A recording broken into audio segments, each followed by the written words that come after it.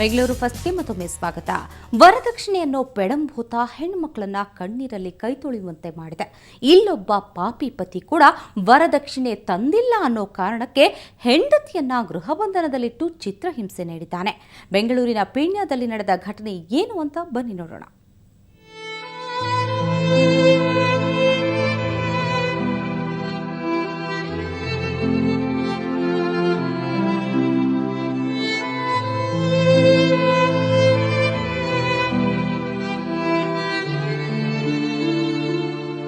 ನಾಗಮಂಗಲದ ಶಕುಂತಲಾ ಕಳೆದ 6 ವರ್ಷದ ಹಿಂದೆ ಶ್ಯಾಮ್ ಸುಂದರ್ ಎಂಬಾತನನ್ನ ಮದುವೆಯಾಗಿದ್ದರು.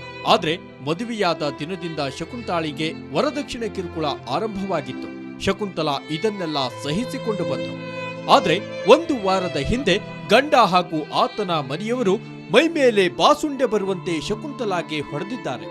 ಅಲ್ಲದೆ ಕೊಠಡಿಯೊಂದರಲ್ಲಿ ಕೂಡಿ ಹಾಕಿ ಊಟ ಕೊಡದೆ ಚಿತ್ರಹಿಂಸೆ ನೀಡಿದ್ದಾರೆ.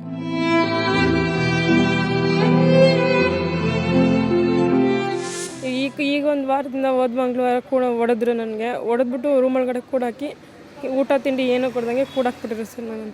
ನನಗೇನು ಮಾಡೋಕ್ಕೆ ದೋಸ್ತೇನೆ ಅಕ್ಕಪಕ್ಕದವ್ರು ನಮ್ಮ ತಾಯಿಗೆ ಫೋನ್ ಮಾಡಿ ಅವ್ರು ಬಂದು ಕರ್ಕೊಂಡು ಬಂದು ನನ್ನ ಹಾಸ್ಪಿಟ್ಲಿಗೆ ಸೇರಿಸಿದ್ರು ಸರ್. ನನ್ನ ಶಕುಂತಲಾಗೆ ಚಿತ್ರಹಿಂಸೆ ನೀಡಿ ಗೃಹ ಬಂಧನದಲ್ಲಿಟ್ಟ ವಿಷಯ ತಿಳಿದ ತವರು ಮನೆಯವರು ಬಂದು ಆಸ್ಪತ್ರೆಗೆ ದಾಖಲಿಸಿದ್ದಾರೆ. ದೊಣ್ಣೆಯ ಏಟು ಬಿದ್ದಿದ್ರಿಂದ ಶಕುಂತಲಾರ ಬೆನ್ನಿನ ಮೂಳೆ ಮುರಿದಿದೆ. ಹೋಗಂಗೆ ಇರಲಿಲ್ಲ, ಬರ್ಕೊಡ್ದು ಯಾಕೆ ಬರ್ತಾರೆ ಏನು ಕೊಡಿದ್ಮೇಲೆ ಹಂಗೆ ಹಿಂಗೆ ಏನಾರು ತೀರಾ ಅವ್ರು ಕಳಿಸ್ದಾಗ ಮಲ್ಮಡಿಕೊಂಡ್ರು. ಅಲ್ಲಿಂದ ಬಂದು ಇಲ್ಲಿ ರಗಳೆ ಮಾಡಿ ರಂಪ್ ಮಾಡೋರು, ಎಲ್ಲ ಟಾರ್ಚರ್ ಕೊಟ್ಟು ಏನು ಮಾಡಿದ್ರು ಏನೂ ಸರಿ ಹೋಗಲಿಲ್ಲ. ಕೊನೆಗೆ ನಾವು ಹೊತ್ಲಿಗೆ ಹೆಂಗೋ ಗಂಡೆ ಬರ್ಕೊಡ್ದು ನಿಮ್ಮಮ್ಮ ನಾವು ಚೆನ್ನಾಗಿ ನೋಡ್ಕೊತೀವಿ ಅಂದರು. ನಾವು ಹಂಗೂ 1 ವರ್ಷ ಆಯಿತು ಕಳಿಸಿ ತಿರುಗಿ ನೋಡಲಿಲ್ಲ. ಇವಾಗ ಹೊಡೆದು ಮನಗಿಸಿದ್ರು. ನಮಗೂ ಯಾರೋ ಹಿಂಗೆ ನ್ಯೂಸ್ ಕೊಡೋ ಹೊತ್ತಿಗೆ ಬಂದೋ ಇಲ್ಲ ಆಸ್ಪತ್ರೆಗೆ ಕರ್ಕೊಂಬಂದಿದ್ದೀವಿ. ಪಾಪಿ ಪತಿ ಶ್ಯಾಮ್ ಸುಂದರನ ವರದಕ್ಷಿಣೆ ಮೋಹಕ್ಕೆ ಶಕುಂತಲಾ ಆಸ್ಪತ್ರೆ ಪಾಲಾಗುವಂತಾಗಿದೆ. ಪ್ರಕರಣ ದಾಖಲಿಸಿಕೊಂಡಿರುವ ಪೀಣ್ಯ ಪೊಲೀಸರು ಶ್ಯಾಮ್ ಸುಂದರ್ನನ್ನ ವಶಕ್ಕೆ ಪಡೆದಿದ್ದಾರೆ.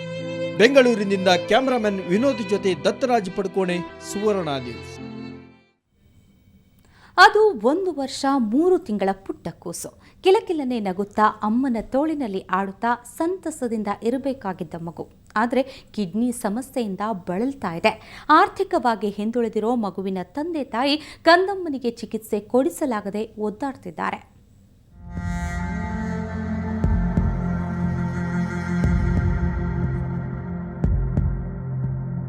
ಹೊಸಕೆರೆಹಳ್ಳಿಯ ಶ್ರೀಧರ್ ಆಟೋದಲ್ಲಿ ತಮ್ಮ ಜೀವನವನ್ನ ಕಂಡುಕೊಂಡಿದ್ದು 4 ವರ್ಷಗಳ ಹಿಂದೆ ಕನಕ ಎಂಬುವರನ್ನ ಪ್ರೀತಿಸಿ ಮದುವೆಯಾದ್ರು. ಮುದ್ದಾದ ಮಗುವು ಜನಿಸಿತು.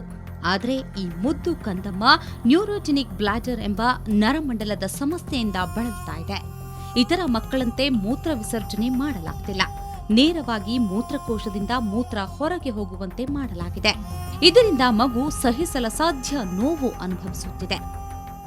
ಯೂರಿನ್ ಹೊಟ್ಟೆಯಿಂದನೇ ಬರುತ್ತೆ. ಅವನಿಗೆ ನೀರು ಕುಡಿಸ್ತಾನೆ ಇರಬೇಕು 2 ಅವರ್ಗೂ 1 ಅವರ್ಗೂ. ತುಂಬ ಒಂದೊಂದು ಟೈಮಲ್ಲಿ ತುಂಬ ಅಳ್ತಾನೆ. ಎಷ್ಟು ಅಳ್ತಾನೆ ಅಂದರೆ ನನಗೆ ತುಂಬ ನೋವಾಗುತ್ತೆ. ಎಷ್ಟು ಈಗ ಅಷ್ಟೇ ಇದರಲ್ಲಿ ಕಷ್ಟದಲ್ಲೂ ಇದ್ದೀವಿ. ಹಲವು ಆಸ್ಪತ್ರೆಯ ಬಾಗಿಲು ತಟ್ಟಿರೋ ತಂದೆ ಶ್ರೀಧರ್ ಮಗುವಿನ ಚಿಕಿತ್ಸೆಗೆಂದೇ ಲಕ್ಷಾಂತರ ರೂಪಾಯಿ ಸಾಲ ಮಾಡಿದ್ದಾರೆ. ಇದ್ದ 2 ಸ್ವಂತ ಆಟೋಗಳನ್ನ ಮಾರಿ ಈಗ ಬಾಡಿಗೆ ಆಟೋ ಓಡಿಸ್ತಿದ್ದಾರೆ. ತಿಂಗಳಿಗೆ ಮೆಡಿಸಿನ್ಸ್ ಮೇಡಮ್, ಒಂದೊಂದು 90 ರೂಪಾಯಿ 80 ರೂಪಾಯಿ ಮಾತ್ರೆಗಳು. ಒಂದೊಂದು ಟಾನಿಕ್ ಬಂದು 2 ದಿವಸ 3 ದಿವಸ ಬರೋದು ಅಷ್ಟೇ ಮೇಡಮ್. ಒಂದು 4 ಥರ ಟಾನಿಕ್ಕು 5 ಥರ ಟ್ಯಾಬ್ಲೆಟು BP ಮಾತ್ರ ಎಲ್ಲ ಕೊಡಿಸ್ತಾ ಇದ್ದೀವಿ ನಾವು. ಆದರೆ ನಾನು ಜೀವನ ಮಾಡೋದಕ್ಕೆ ಅಷ್ಟೇ. ಟ್ಯಾಬ್ಲೆಟು ಮೆಡಿಸಿನ್ಸು ಈಗ ಹಾಸ್ಪಿಟ್ಲಿಗೆ ಹೋದಾಗೆಲ್ಲ ಸ್ಕ್ಯಾನಿಂಗು ಅದು ಇದು ಮಾಡಿಸೋಂತಾರೆ. ಏನು ಮಾಡೋಕ್ಕಾಯ್ತಲ್ಲ. ಆರ್ಥಿಕವಾಗಿ ಹಿಂದುಳಿದಿರೋ ಪೋಷಕರು ಮಗುವಿಗೆ ಚಿಕಿತ್ಸೆಯನ್ನು ಕೊಡಿಸಲಾಗದೆ ಅಸಹಾಯಕರಾಗಿದ್ದಾರೆ. ಯಾರಾದರೂ ಸಹಾಯ ಹಸ್ತ ಚಾಚಬಹುದಾ ಅನ್ನೋ ನಿರೀಕ್ಷೆಯಲ್ಲಿದ್ದಾರೆ. ಜೀವನದಲ್ಲಿ ಸ್ವಸ್ಥವಾಗಿ ಬೆಳೆದು ಸಾಧನೆಯ ನಗೆ ಬೀರಬೇಕಿದ್ದ ಈ ನವಕುಸುಮ ಮೊಗ್ಗಿನಲ್ಲೇ ಬಾಡಿ ಹೋಗ್ತಾ ಇದೆ. ಈ ಪುಟ್ಟ ಕಂದಮ್ಮ ಕಿಡ್ನಿ ಸಮಸ್ಯೆಯಿಂದ ಬಳಲ್ತಾ ಇದ್ದು ಅದರ ಚಿಕಿತ್ಸೆಗೆ ಲಕ್ಷಾಂತರ ರೂಪಾಯಿ ಖರ್ಚಾಗುತ್ತೆ. ಯಾರಾದರೂ ಸಹಾಯ ಹಸ್ತ ಚಾಚಿದ್ರೆ ಒಂದು ಅಮೂಲ್ಯ ಜೀವವನ್ನು ಉಳಿಸಿದಂತಾಗುತ್ತೆ. ಬೆಂಗಳೂರಿಂದ ಕ್ಯಾಮರಾಮನ್ ದೇವರಾಜ್ ಜೊತೆ ಅಶ್ವಿನಿ, ಸುವರ್ಣ ನ್ಯೂಸ್. ಈಗ ರಾಜಧಾನಿ ಬೆಂಗಳೂರಿನ ಫಟಾಫಟ್ ಸುದ್ದಿಗಳನ್ನು ನೋಡೋಣ. ಸಿಟಿ ರೌಂಡ್ಸ್ನಲ್ಲಿ ಪ್ರಮೋದ್ ಲೇಔಟ್ನಲ್ಲಿ ಆಕಸ್ಮಿಕವಾಗಿ ಸಿಲಿಂಡರ್ ಸ್ಫೋಟಿಸಿ 26 ವರ್ಷದ ಮಂಗಳ ಸಾವು. 7 ತಿಂಗಳ ಹಿಂದಷ್ಟೇ ತುರುವೇಕೆರೆ ಮೂಲದ ಮಂಜುನಾಥ್ ಜೊತೆ ಮದುವೆಯಾಗಿತ್ತು. ಇದು ಆಕಸ್ಮಿಕ ಅಲ್ಲ, ಕೊಲೆ ಅನ್ನೋದು ಮಂಗಳ ಪೋಷಕರ ಆರೋಪ. ಬ್ಯಾಟರಾಯನಪುರ ಪೊಲೀಸರಿಂದ ತನಿಖೆ. ತಮಿಳುನಾಡಿಗೆ ಕಾವೇರಿ ನೀರು ಬಿಟ್ಟ ಹಿನ್ನೆಲೆ ಫೆಬ್ರವರಿ 18ರಂದು ರಾಜ್ಯಾದ್ಯಂತ ರೈಲು ಸಂಚಾರ ಬಂದ್ಗೆ ಕರೆ ನೀಡಿದ ವಾಟಾಳ್. ಡಿಎಸ್ಎಸ್, ಕರವೇ ಮತ್ತಿತರ ಸಂಘಟನೆಗಳು ಸಾಥ್. ನಮಗೆ ನೀರಿಲ್ಲದಿರುವಾಗ ತಮಿಳುನಾಡಿಗೆ ಮತ್ತೆ ನೀರು ಬಿಟ್ಟಿದ್ದು ಅಪರಾಧ ಅಂದ್ರು ವಾಟಾಳ್ ನಾಗರಾಜ್. ಸೆಂಟ್ರಲ್ ಕಾಲೇಜು ಸಭಾಂಗಣದಲ್ಲಿ ವಿಶ್ವವಿದ್ಯಾಲಯದ ನೂತನ ಕುಲಪತಿ ಬಿ ತಿಮ್ಮೇಗೌಡರಿಂದ ಭಾಷಣ. ವಿಶ್ವವಿದ್ಯಾಲಯದಲ್ಲಿನ ಸಮಸ್ಯೆಗಳನ್ನು ಬಗೆಹರಿಸಲು ಪ್ರಾಮಾಣಿಕವಾಗಿ ಪ್ರಯತ್ನಿಸುತ್ತೇನೆ. ಸೆಂಟ್ರಲ್ ಕಾಲೇಜು ಪ್ರತ್ಯೇಕ ಅಧ್ಯಯನ ಕೇಂದ್ರ ಆಗೋದು ಬೇಡ ಅಂತ ಅಭಿಪ್ರಾಯ ವ್ಯಕ್ತಪಡಿಸಿದ ವಿಸಿ. ಶೀಘ್ರದಲ್ಲೇ ವಿದ್ಯಾರ್ಥಿ ಪ್ರತಿನಿಧಿ ನೇಮಕ ಹಾಗೂ ಪೂರ್ಣಾವಧಿ ಉಪನ್ಯಾಸಕರನ್ನ ನೇಮಕ.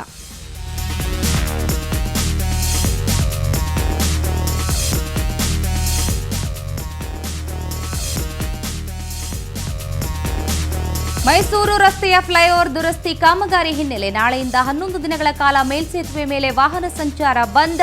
ಮೈಸೂರು ಕಡೆಯಿಂದ ಟೌನ್ ಹಾಲ್ ಕಡೆಗೆ ಬರುವ ವಾಹನಗಳು ಸಿಟಿ ಮಾರ್ಕೆಟ್ ಲೂಪ್ನಲ್ಲಿ ಎಡತಿರುವು ತೆಗೆದುಕೊಂಡು ಎಸ್ಪಿ ರಸ್ತೆಗೆ ಸಂಚಾರ.